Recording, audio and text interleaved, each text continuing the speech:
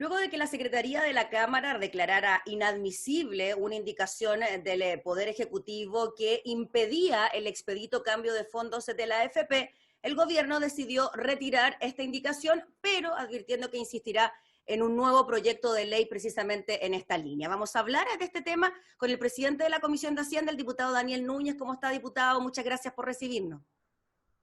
Buenos días. Bueno, estamos ahí como se dice, a medio camino, porque hoy día seguimos la votación del proyecto de ley que, después de mucho debate, un debate muy arduo y polémico, votamos un poquito nomás del proyecto, que es bastante extenso, así que seguimos en la sesión de hoy en la tarde. Claro, hay que indicar, diputado Núñez, que este es un proyecto que tiene que ver con el mercado de capitales, las sociedades anónimas, que introduce mayor transparencia a este sistema, ¿no? Y que había sido presentado el año 2015 y ahora, este año, el gobierno del presidente Piñera había ingresado a esta indicación que tenía que ver con el cambio de fondos que podían hacer los afiliados. La pregunta es, diputado, ¿qué tiene que ver el proyecto original con esta indicación que había ingresado el Ejecutivo? Bueno, justamente ese es el punto que estuvimos en la polémica ayer. Hay un proyecto de ley que yo respaldo en la idea y que fue parte de la agenda de prioridad del gobierno de la presidenta Michelle Bachelet por los escándalos muy bullados del caso Penta, Soquimich. Ahora mismo, en estos días, se rebajó la multa a Julio Ponce y Lerú por el caso Cascada. Bueno, para combatir todos esos delitos de cuello y corbata que se dan en el ámbito privado, se generó un proyecto de ley que justamente busca más transparencia en el actuar, perdón, de empresas privadas en los mercados. Y en ese contexto hay muchas normas interesantes, se suben las penas, se aumentan las multas, se establece más responsabilidad de los directorios en el caso de las empresas. Y en ese contexto el gobierno puso una indicación que tenía dos partes. Una, regular lo que son los asesores previsionales, por ejemplo, la actividad que realiza la empresa Felices y Forrado, y yo en eso estoy de acuerdo que se regule de forma ordenada, con las mismas normas que pueden haber en otros sectores privados y escuchando también la opinión de los, en este caso, incumbentes. Sí, Y por otro lado, un paréntesis, diputado, antes de sí, pasar a sí, a la siguiente patita. En ese caso en particular, desde Felices y Forrado se dice que una de las principales exigencias son las cantidades de UF que deben tener para constituirse, y ellos reclaman y dicen que la cantidad de UF que se les solicitan a ellos sería las mismas que, por ejemplo, para la conformación de una FP. ¿Es así? ¿Usted lo ve así también? mira, yo tengo que estudiar todavía en detalle el tema, lo estamos trabajando con los asesores, pero obviamente las 60.000 UF, que es el tope, es una cifra bastante alta. Y obviamente uno cuando regula una actividad no es para impedir que se haga, o para que sea una actividad exclusiva de quien tienen el poder del dinero, o sea, quien manejan grandes sumas de dinero. Entonces, la regulación tiene que ser para evitar abusos, para que haya una responsabilidad en quienes actúan, pero que no se conviertan lo que se llaman barreras de entrada que impidan que se constituyan y que puedan trabajar realmente los asesores previsionales. Por lo tanto, ahora, si el gobierno tiene otro fin y en el fondo quiere eliminar la figura del asesor previsional y considera que es una figura que distorsiona, ilegítima, que lo diga así, pero no sería correcto que se haga por la vía de ponerle regulaciones y condiciones tan altas y tan exageradas que no puedan ellos en la práctica constituirse. Entonces, ese tema, que es un tema por supuesto relevante, lo vamos a ver, analizar en detalle y probablemente hoy día en la tarde lo vamos a votar. Porque esa Pero parte de la indicación sí permanece, sí se continúa y se tiene que votar dentro del proyecto. sí, esa parte de la indicación sí permanece, sí continúa, porque son actores privados que influyen en el funcionamiento de un mercado, en este caso del mercado financiero, a través de la afiliación que se pueda producir o sea, a través de las asesorías que ellos entregan a los afiliados del sistema previsional. El problema se produjo, Gabriela, con una indicación del Ejecutivo que no tenía ninguna relación con el proyecto en sí, y era el hecho que se limitaba que un afiliado o afiliada a la FP pudiera cambiarse del fondo A más riesgoso al fondo E menos riesgoso. Y decía que solo el cambio podía ser en fondos adyacentes, en las letras cercanas, o sea, del B al C o del B a A, pero no pasar de la al E, algo que nos parece absolutamente arbitrario, y además se establecía que el plazo para hacer efectivo el cambio, una vez realizado, no era 4 días, sino que 30 días. Eso en la práctica podía tomar 3 meses. Entonces, el sentido que tiene cuando la gente está agobiada por una crisis económica, por una situación de choque como la que hemos vivido, como la que hemos vivido ahora con el coronavirus, la gente obviamente trata de irse del fondo más riesgoso para cuidar sus ahorros previsionales y que no ocurra estas pérdidas que ha tenido la gente. A mí incluso me han hablado gente que ha perdido 8 hasta 10 millones de pesos en este año por la crisis del coronavirus. Entonces, es lógico que la gente rápidamente busque salir de un fondo riesgoso a uno menos riesgoso y ponerle trabas a ese proceso, alargar el tiempo en que eso se realiza, no tiene ninguna lógica y además no tiene nada que ver con el proyecto de ley. Por eso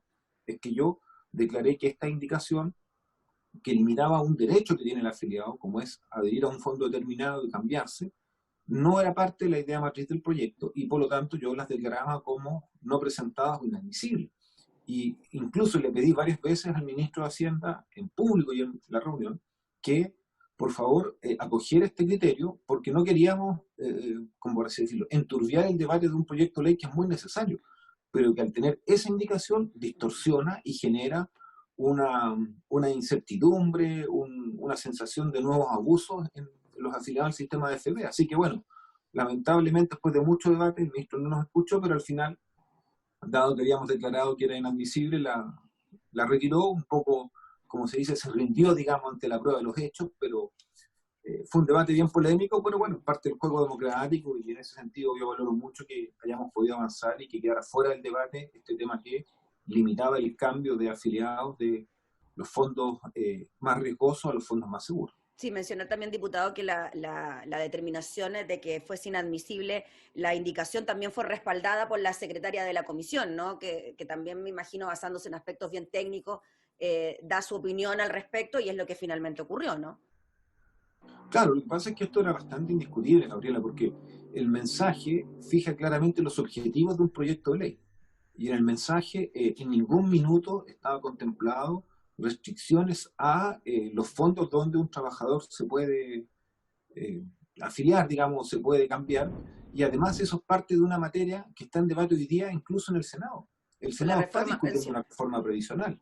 Por lo tanto, lo lógico era que ahí estuviera este debate y por eso que yo llamé que esto era un atajo tramposo, porque no se quería hacer el camino legislativo correcto, que era llevar el debate al Senado, después cuando corresponde viniera a la Cámara, sino que se quería meter en un proyecto de otra naturaleza, acortando el camino, pero haciendo trampa, en mi opinión, porque se pone esto en un contexto de que el cambio de un trabajador de un fondo más riesgoso y uno menos iba a desestabilizar el mercado financiero, y la verdad que la desestabilización y las crisis financieras en el mundo y en Chile tienen otro origen. Entonces, además, traspasarle al trabajador, a la trabajadora, la responsabilidad de provocar desestabilización, inestabilidad o crisis en el mercado financiero porque protege sus ahorros previsionales saliendo de fondos riesgosos y pasando uno menos, me parece a mí que realmente es algo de una patudez y de algo que no corresponde y por eso hice este juicio que al ministro lo molestó tanto. Pero bueno, ese es el problema del ministro, no mío.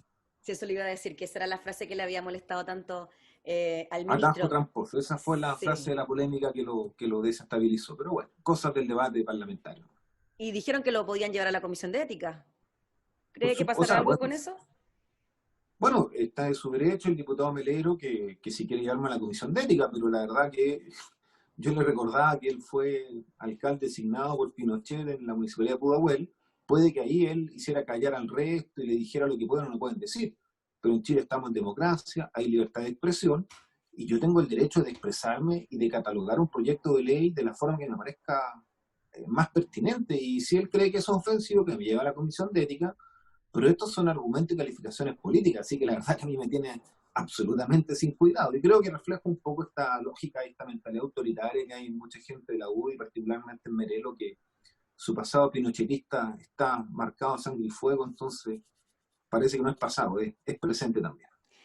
Diputado Daniel Núñez, volviendo al tema del proyecto y a la posibilidad de cambiarse de fondo, que finalmente es una de las alternativas que uno puede tener como cotizante. O sea, te obligan a cotizar en un sistema de AFP, te obligan también a elegir un fondo, pero la única libertad es que uno puede tomar la decisión de, a ver, si no tomo menos riesgo, más riesgo, me puedo cambiar de fondo. Una alternativa que incluso también fue de alguna manera impuesta por las autoridades en ese momento cuando se impusieron estos fondos de la AFP. Eso no se podría seguir haciendo si es que el gobierno, como dijo el ministro Briones, pudiese insistir con un proyecto aparte, separado, bajo estas mismas características, porque eso fue lo que dijo en la comisión. Claro, en rigor el ministro lo que señaló fue que iba a reiterar este esta indicación que impide el cambio de los fondos más riesgosos a los menos en otro proyecto de ley. Ahora, ojo, Gabriela, esto fue discutido ya en la Comisión de Trabajo de la Cámara de Diputados, en el marco de la reforma previsional de fines del año pasado, y fue rechazado en una ocasión. O sea, acá ya hay un precedente de que la Cámara de Diputados tiene una opinión en el que no considera correcto limitar las opciones que tiene un trabajador o una trabajadora de poder cambiarse de un fondo a otro para por esa vía cuidar sus ahorros provisionales que son usados en inversiones altamente especulativas y donde además el trabajador no tiene ninguna posibilidad de decidir, ni tú, ni yo, ni nadie sabe en qué están invirtiendo su plata las FP. Y el día de mañana nos enteramos simplemente por las pérdidas, pérdidas que van a la cuenta del trabajador, de la trabajadora, pero que no van a las ganancias de la AFP que se mantienen en columna. Entonces, frente a situaciones de tanta injusticia, de tanto abuso, de tanto descrédito, por algo tiene tanto apoyo estos proyectos de ley de retiros del 10%, obviamente hay que defender los pocos espacios que tiene el trabajador para cuidar sus ahorros provisionales. Y uno de esos es decir, bueno, frente a una crisis me voy en un periodo de alta rentabilidad y que la economía está estable, pongo mis platas en un fondo más riesgoso, después las saco, pero esa decisión no se la podemos quitar a la gente, que es lo poco que hay, entre comillas, en un sistema altamente autoritario, donde no hay capacidad del trabajador de tomar decisiones en qué se invierte en su dinero, y que además está fracasado. Entonces, francamente, pensar que el sistema previsional chileno o las AFP van a funcionar mejor por estas limitaciones, a mi juicio es todo lo contrario a lo que espera la gente. Así que bueno, si el gobierno quiere insistir, que insista, pero ha sido derrotado varias veces y creo que va a seguir siendo derrotado con este tipo de proposiciones.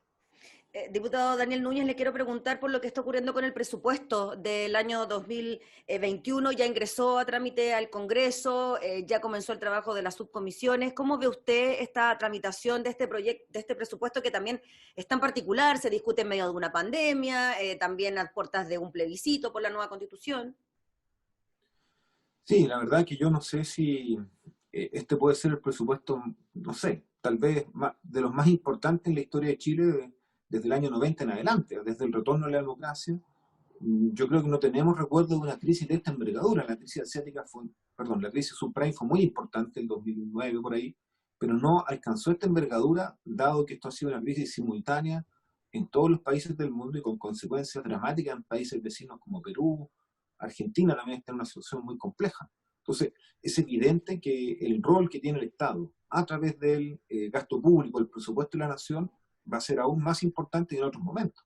Tanto desde el punto de vista de los apoyos sociales, para toda la gente que lo está pasando muy mal, de clase media, clase trabajadora, con toda esta crisis, y también desde el punto de vista de las medidas de reactivación de la economía para que de esta manera la crisis se supere en forma rápida y no se alargue de manera innecesaria. Entonces, frente a esta situación, la discusión del presupuesto es clave y yo veo que partió con mucha trampa nuevamente de parte del gobierno porque nos dieron una cifra que no es real. El presidente de la República informa en su discurso que el presupuesto crece para el año 2021 comparado con el 2020 en un 9,5%.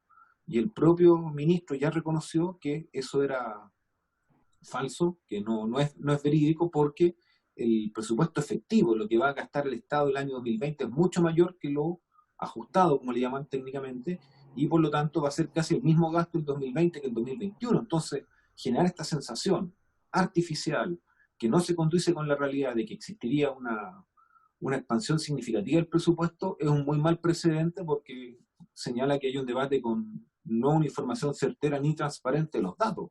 Y si a eso le sumamos que además nos dicen que hubo una especie de evaluación de programas sociales y que de ahí se recortaron cerca de 1.200 millones de dólares, obviamente genera más incertidumbre porque no sabemos qué se recortó, con qué criterio, eh, y puede generar entonces el presupuesto efectos negativos en ámbitos sociales como la cultura y otras actividades que son muy importantes para el país.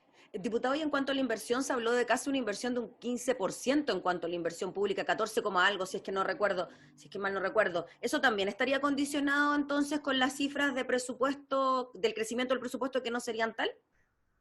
Así es, en la misma dinámica del 9,5 tenemos que ver el presupuesto efectivo que se va a usar público el año 2000, la inversión pública, perdón, efectiva el año 2020, compararla con el 2021, y ese 15 probablemente va a ser, yo no quiero aventurar la cifra porque sería hacer una conjetura, pero va a ser extremadamente más baja que lo que se ha anunciado. Entonces, Claramente partimos con muy malos precedentes, con una falta de transparencia evidente en esta discusión de presupuesto, pero vamos a entrar ahora a mirar las partidas en detalle.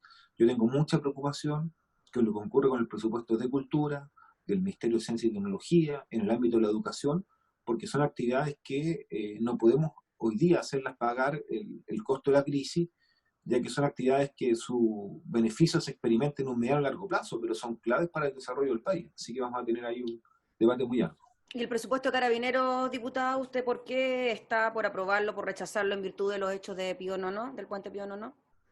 Bueno, la verdad que esto es realmente increíble, esta situación en la cual Carabineros en la bota a un joven desde el río Mapocho, que además, aparte de todas las lesiones que tiene, fractura de muñecas, tec cerrado, se pudo ahogado porque cayó al cauce de un río, es algo increíble. O sea, la responsabilidad de Carabineros es resguardar la seguridad de las personas. Y en ese contexto está, por supuesto, el resguardo del orden público, pero no puede transformarse en una institución que ponga en riesgo la vida de las personas y menos de jóvenes de 16 años, o bueno, en realidad de cualquier persona en la edad que tenga. Entonces, acá hay un absoluto descontrol de la labor policial, no se respeta ningún protocolo, más encima se encubre a quien cometió este delito, este intento de homicidio, se comete una serie de faltas, y francamente ante esta situación el único o el principal responsable, no el único, perdón, el principal responsable por lejos es el general director Mario Rosa, y él debería renunciar. Así que mientras no renuncie el director general, yo no voy a aprobar el presupuesto de Carabineros, porque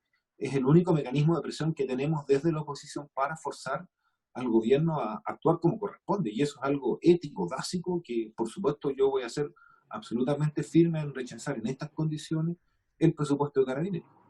Muy bien, pues diputado Daniel Núñez, le agradecemos enormemente por conversar de todos estos temas junto a nosotros y estaremos atentos a lo que siga ocurriendo con este proyecto del que hablábamos al inicio, que se sigue votando en particular esta jornada en la comisión. Bien, muchas Que gracias. esté muy Hasta bien, luego. gracias. Chao, chao. Chao, chao. Gracias. Era el diputado Daniel Núñez, presidente de la Comisión de Hacienda, conversando sobre diversos temas que se discuten en el seno de la comisión.